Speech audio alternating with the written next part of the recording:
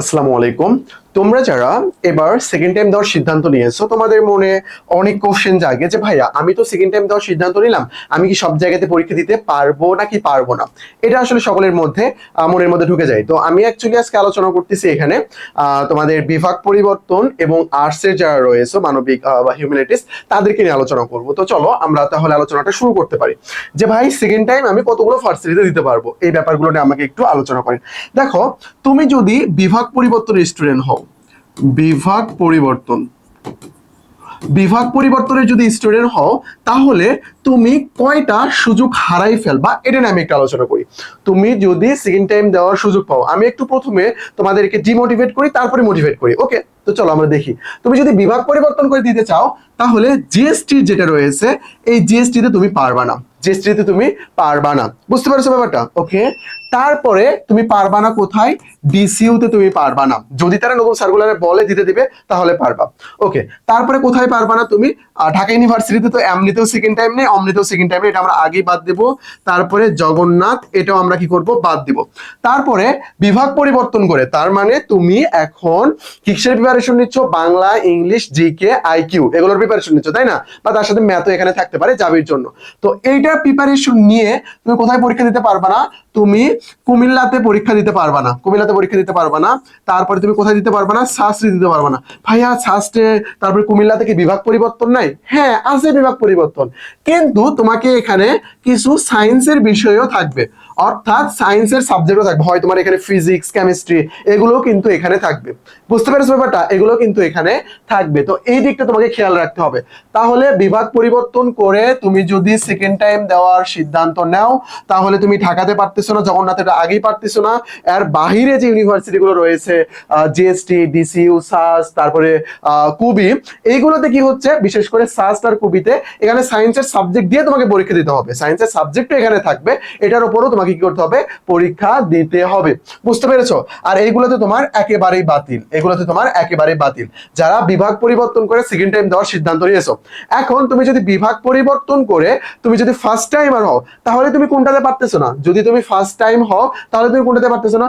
Just তুমি পারতেছো না এই যে জিএসটি, জিএসটি তে তুমি পারতেছো না। ডিসিইউ তে যদি সুযোগ দেয় তাহলে হবে, না দিলে তুমি এখানে পারতেছো না। আর এই দুইটাতে তোমার সায়েন্সের সাবজেক্ট লাগবে। তুমি কিন্তু পরবর্তীতে ঢাকা ইউনিভার্সিটি, জগন্নাথ এগুলোতেও কিন্তু পরীক্ষা দিতে পারবা।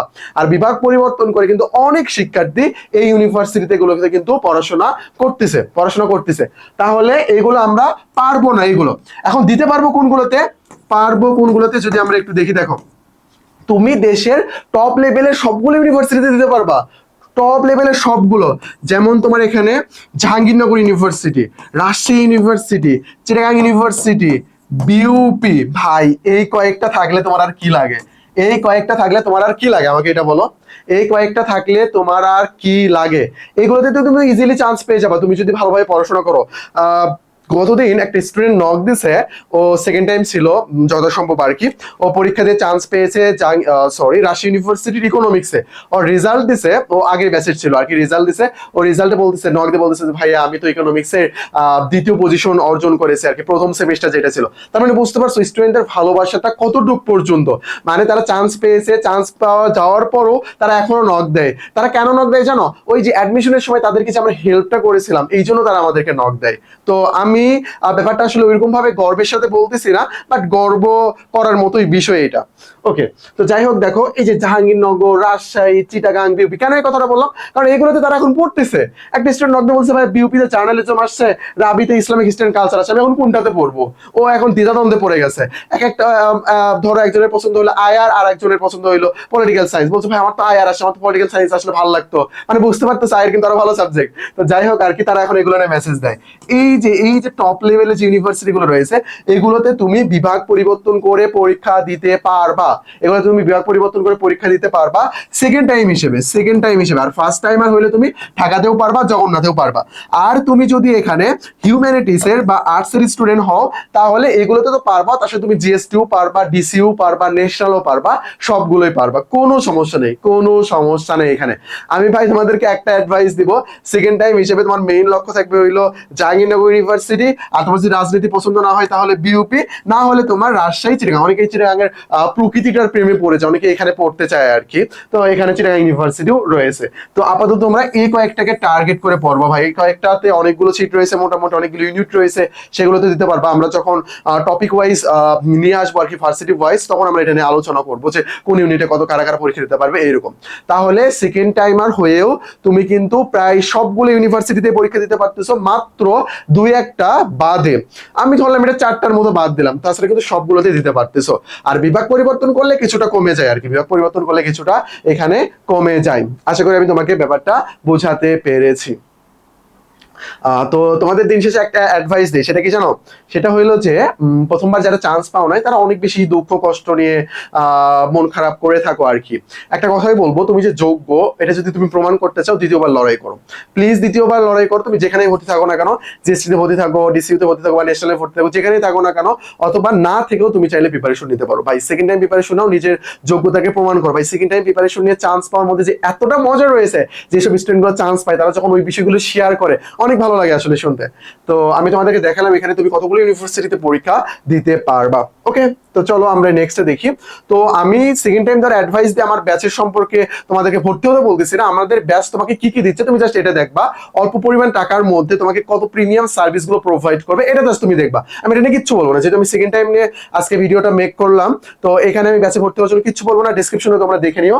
জাস্ট তোমাদের 4টা বিষয় বলি। আমরা এবার 3টা প্রিমিয়াম বই প্রোভাইড করতেছি, যেগুলো ভালোভাবে কমপ্লিট করলে 70-80% কোশ্চেন কমন পড়বে, মানে ওইভাবেই সাজাচ্ছি। আরো যা লাগবে আমরা তোমাদেরকে প্রোভাইড করবো সবকিছু। তারপর এখানে যা যা ক্লাস প্রয়োজন, Bangla, English GK, IQ, ICT, math, সবগুলো, ইকোনমিক্স, সবগুলোর উপর ক্লাস নেওয়া হবে। মৌলিক জিকে এখানে থাকবে ইনক্লুড, যাদের প্রয়োজন তারা করবে আর কি। 4 নাম্বার, তুমি এখানে দিনটা 24 ঘন্টা মেন্টরিং সুযোগ সুবিধা পাবো। একটা এমসিকিউ এর প্রবলেম পড়ছো, আমাদেরকে নক দিও, আমরা খুব সুন্দর করে সেটা সলভ করে দেবো। তারপরে যেটা এখানে ক্লাস টেস্ট, মেমোরাইজিং টেস্ট, সবগুলো সুন্দর করে আলাদা আলাদা ভাবে দেওয়ার সুযোগ রয়েছে। মেমোরাইজিং টপিকস কিন্তু আমাদের একা একা পড়া হয় না, বাট তুমি যদি একটা এক্সামের মধ্যে থাকো, তুমি কিন্তু ইজিলি এই পড়াগুলো ভালোভাবে কন্টিনিউ করতে পারবা। ওকে, চলো আমি একবার শেষের স্লাইডে যাই, যে তোমাদেরকে কিছু কথা বলি। বই আমাদের এখনো আসে নাই, হাতে আসে নাই। তো এই যে আমাদের টেলিগ্রাম নাম্বার, এই যে টেলিগ্রাম নাম্বার, এই নাম্বারে নক দিয়ে আমাদের কাছ থেকে 10টা ইংলিশ প্রিমিয়াম ক্লাস তুমি আমাদের কাছে নিয়ে নিবা। এই টেলিগ্রামে নক দিয়ে তুমি যে কোনো অ্যাডমিশন রিলেটেড প্রবলেম সলভ করে নিতে পারবা। এই টেলিগ্রামে নক দিয়ে আমাদের এখানে তুমি অ্যাডমিশন নিতে পারবা। সবকিছু তুমি আমাদের কাছে আগে নক দাও, ডিরেক্ট আমি ভর্তি হতে কখনোই তোমাকে বলবো না। তুমি নক দাও, আমাদের সম্পর্কে জানো, আমাদের এখানে যারা চান্স পেয়েছে তাদের সম্পর্কে জানো, তারা আমাদের সম্পর্কে কি বলে সেই সম্পর্কে তুমি জানো, আমরা কিভাবে এক্সাম নেই, আমাদের ক্লাস কোয়ালিটি কিরকম, এক্সাম গুলো কিভাবে চলতেছে, ক্লাস টেস্ট, মেমোরাইজিং টেস্ট, সবগুলো। তো আশা করি বিষয়টা বুঝতে পেরেছো। তো সেকেন্ড টাইম দেওয়ার যারা সিদ্ধান্ত নিয়েছো, যেখানেই পড়ো না কেন সেকেন্ড টাইমটা দাও, বুঝতে পেরেছো? তো আজকে এই পর্যন্তই, আসসালামু আলাইকুম।